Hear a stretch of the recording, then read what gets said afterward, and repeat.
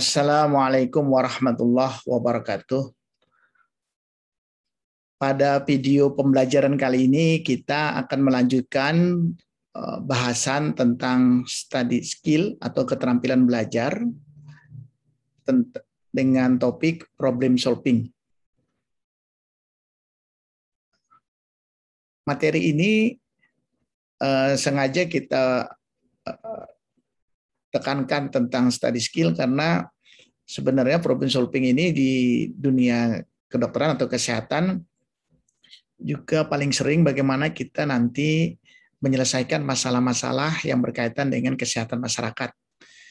Namun di dalam video kali ini problem solving nanti kita kaitkan dalam pembelajaran.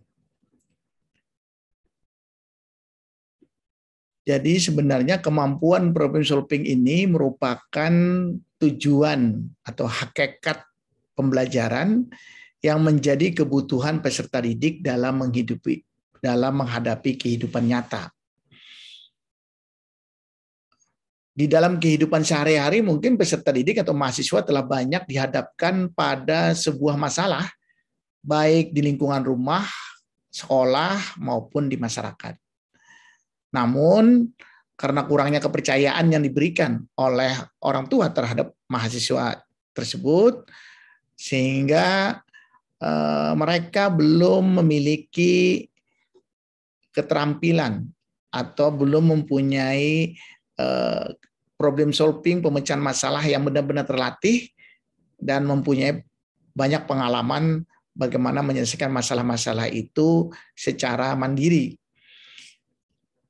Nah, problem solving ini nanti dalam kaitan pembelajaran sebenarnya bisa dalam dua hal. Yang pertama adalah problem solving itu bisa juga berarti sebagai suatu metode pembelajaran, tapi di sisi lain juga problem solving itu bagaimana membekali mahasiswa agar nanti di dalam menjalani kehidupan selama perkuliahan dapat dapat menggunakan metode ini untuk menyelesaikan masalah-masalah yang mereka hadapi sehingga selama perkuliahan nanti dapat berjalan dengan lancar sesuai dengan target yang telah ditentukan.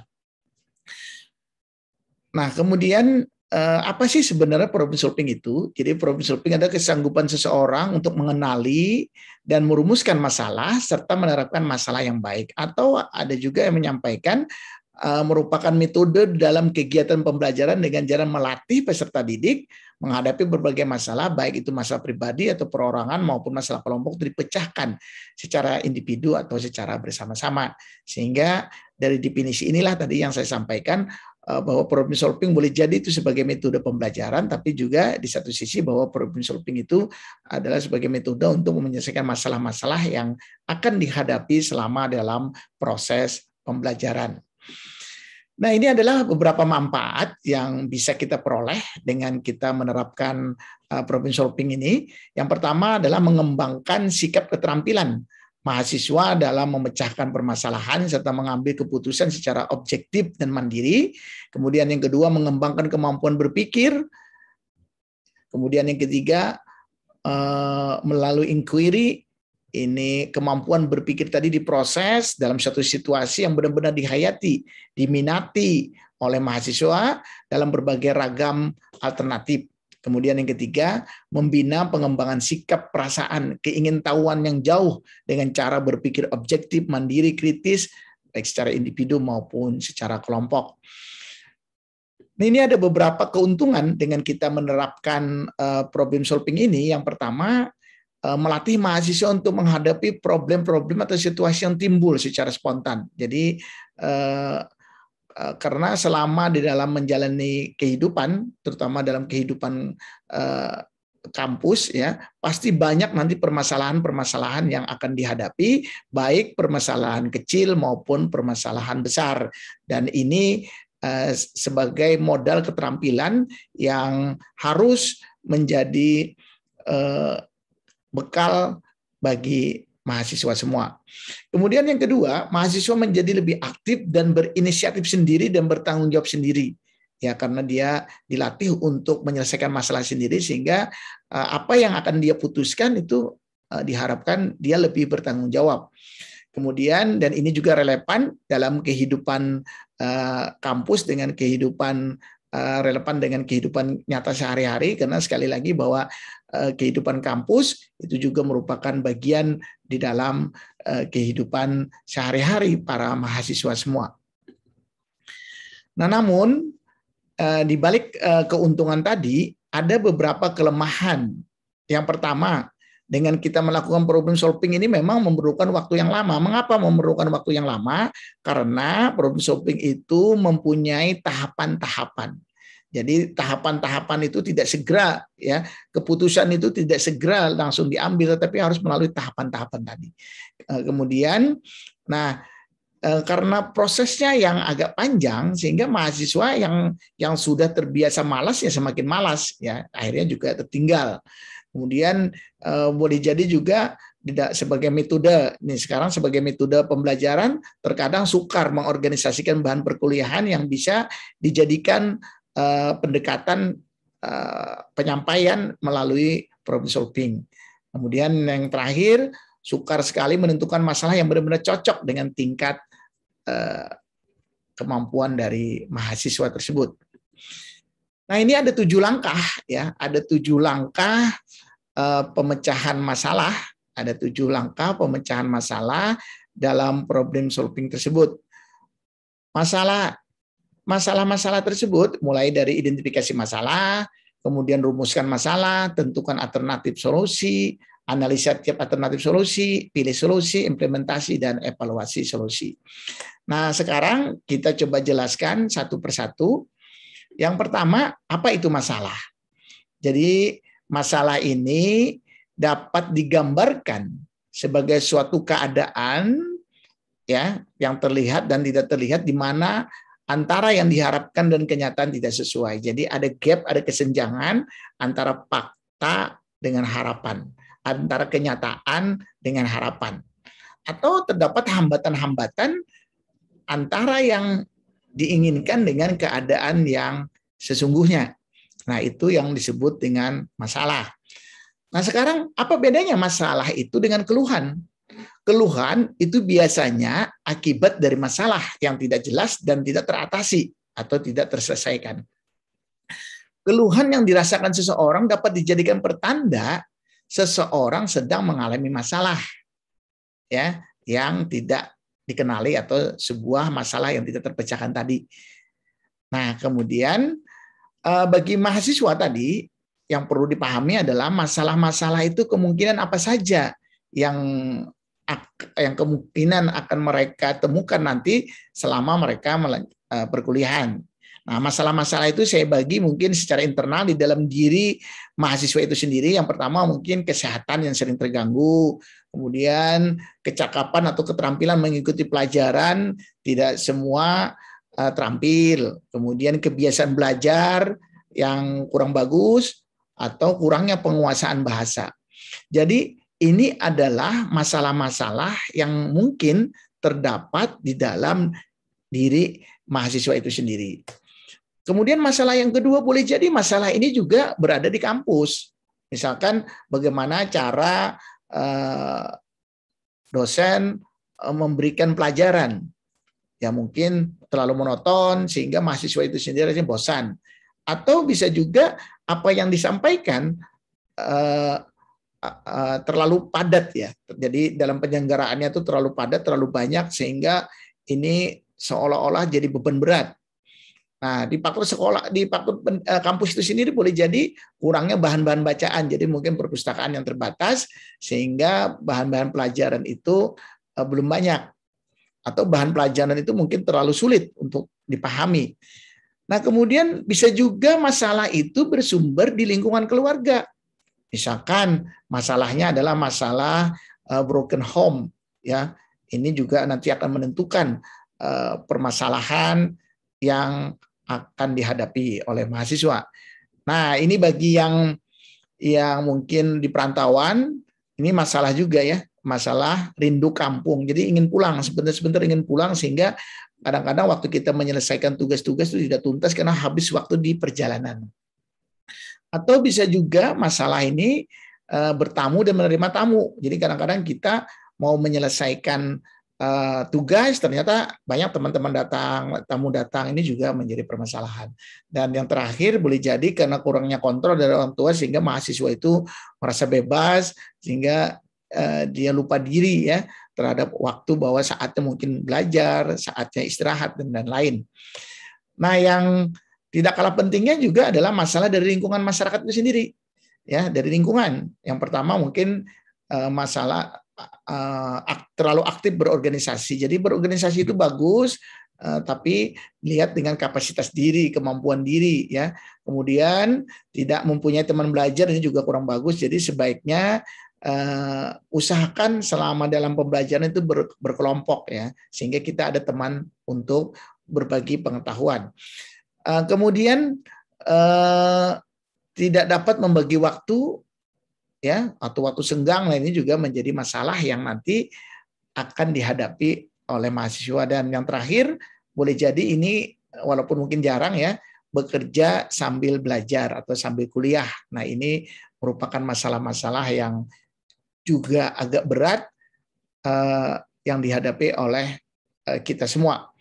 Nah, sekarang dari masalah itu bagaimana kita menyikapi? Pada umumnya masalah yang dialami seseorang itu bersumber dari diri sendiri dan juga bisa bersumber dari orang lain. Apakah kita akan lari dari masalah? Ataukah kita menghadapi dan memecahkannya? Ataukah kita mengeluh? Atau tidak tahu apa yang harus dikerjakan? Atau terakhir minta bantuan orang lain atau keluarga? Nah, ini adalah sikap-sikap yang pilihan-pilihan yang mungkin akan kita pilih nanti tatkala kita ada permasalahan. Nah, yang kedua, bagaimana ya dari masalah-masalah tadi harus kita rumuskan. Jadi dalam merumuskan masalah kita memperhatikan dengan seksama apa yang menjadi permasalahan. Jadi cobalah melihat masalah tersebut dari sudut pandang orang lain untuk memastikan bahwa pandangan ini adalah benar ya. Jadi pandangan ini tidak terlalu sempit. Nah, jadi kita sudah menginventaris masalah-masalah tadi, tidak salah kalau kita juga minta pandangan orang lain apakah masalah-masalah itu memang merupakan masalah-masalah yang sangat urgent atau tidak. Jadi kita harus rumuskan dari beberapa permasalahan yang banyak tadi, kita harus rumuskan. Nah, beberapa kesalahan umum yang dilakukan selama di dalam diagnosis masalah ini biasanya yang pertama, pencampur adukan fakta dengan masalah, kemudian pencampur adukan gejala dengan penyebab, atau mencari kambing hitam untuk dikecam, atau bisa juga mengusulkan jawaban pecahan sebelum masalah itu dipahami dengan baik. Jadi jangan sampai kita sudah memberikan alternatif tapi kita sendiri tidak paham tentang apa yang menjadi permasalahan. Atau bisa juga mengalihkan diagnosa masalah dengan menampilkan pemecahan yang hanya disenangi saja. Nah, itu adalah beberapa kemungkinan kesalahan ya. Kemudian yang ketiga, kita akan temukan alternatif pemecahan. Jadi pikirkan sebanyak mungkin cara pemecahan dan pendekatan masalah. Jadi misalkan pada saat pagi kita harus presentasi misalkan proposal di kampus, kebetulan hujan, apa yang harus kita lakukan? Sementara kita hanya punya sepeda motor. Maka di benak kita harus macam-macam alternatif. Satu, kita menggunakan jas hujan. Dua, kita mungkin telepon teman, ya, minta bantuan yang punya mobil. Tiga, kita bisa dengan Grab, ya, dengan menggunakan taksi, ya. Dan atau kita telepon minta penundaan waktu karena hujan dengan alasan. Jadi ini adalah beberapa alasan-alasan yang harus kita coba buat alternatif-alternatifnya. Jadi sebanyak mungkin ya. Nah, jadi kita menulis tadi, itulah beberapa yang harus kita siapkan. Kemudian yang keempat, analisa tiap pemecahan tadi. Jadi setiap yang kita sebutkan tadi, lihat untung ruginya. Misalkan kalau kita telepon, minta tunda, ruginya tidak disetujui dan dimarahi, misalkan seperti itu. Kalau untungnya, artinya kan kita tidak banyak modal keluar. Tapi kalau kita telepon teman, untungnya apa, ruginya apa. Jadi itu semua harus dilakukan perhitungan. Lalu susun prioritas alternatif pemecahan tadi, mulai yang paling baik hingga yang kurang baik. Lalu yang kelima, kita pilih alternatif yang terbaik tadi. Jadi dengan memperhatikan risiko dari setiap pilihan, jadi tidak ada yang mungkin tidak ada yang dapat kita yakini berhasil 100%. Ya memang maka kita harus bersiap menanggung risiko. Jadi itulah pilihan-pilihan yang harus kita coba siapkan ya. Kemudian yang keenam, setelah kita mantap, kita laksanakan alternatif itu. Jadi laksanakan dengan mantap, jangan ragu-ragu, kita yakin, hindari keraguan-raguan dan berpikir seharusnya begini atau begitu. Jadi kalau kita sudah mantap, itu dilaksanakan ya. Kemudian yang ketujuh baru kita evaluasi. Apakah solusi yang telah diterapkan tadi berhasil memecahkan masalah? Jika belum berhasil, mungkin kita kembali lagi ke langkah 1 dan selanjutnya kita akan memperhatikan apakah pada kondisi ada bagian-bagian yang terlupakan di dalam kita melakukan pemecahan masalah tersebut. Nah, selanjutnya kita lanjutkan tentang ini ya. Ini misalkan contoh ya, ini contoh konkretnya ya. Misalkan teman kita ini meminjam buku dan berjanji mengembalikan 2 hari kemudian, tetapi kenyataannya 7 hari belum mengembalikan buku yang dipinjam. Padahal kita misalkan mau ujian. Nah maka apa yang harus kita lakukan? Jadi kita yang pertama tadi adalah mengidentifikasi masalah. Jadi ini karena meresahkan karena tidak dapat belajar. Lalu kita cari penyebab informasi tentang perilaku teman tadi sering atau sengaja dilakukan, kebiasaan menunda pekerjaan, pelupa, jarang masuk kuliah, atau dia menganggap sepele ya tentang waktu tadi. Kemudian baru kita rumuskan masalahnya. Misalkan menganggap sepele misalkan ya. Misalkan menganggap sepele. Lalu kita lanjutkan pada selanjutnya yaitu kita alternatif solusi. Jadi jangan diberi pinjam ya, itu lain kali mungkin nanti didenda, tetap dipinjam atau diambil sendiri. Lalu nomor 4, analisa tiap alternatif tadi, manfaat bagi pemilik buku maupun peminjam, kerugian yang didapat baik pemilik maupun peminjam, kemungkinan masalah baru yang akan timbul dengan memperhitungkan faktor subjektivitas, lalu kita pilih solusi terbaik, kita ambil sendiri contohnya, implementasi dilaksanakan dengan sikap asertif. Nah sekarang pertanyaannya, apa sih sebenarnya sikap asertif tersebut? Sikap asertif itu adalah sikap dalam berupa ketegasan dan keberanian menyatakan pendapat, tetapi tetap menghormati dan peka terhadap kebutuhan orang lain. Jadi sikap asertif ini merupakan suatu sikap yang win-win solution yang harus dimiliki dan kita kembangkan. Lalu yang ketujuh baru kita evaluasi solusi tersebut, apakah itu menjadi pemecahan yang betul-betul tuntas atau tidak.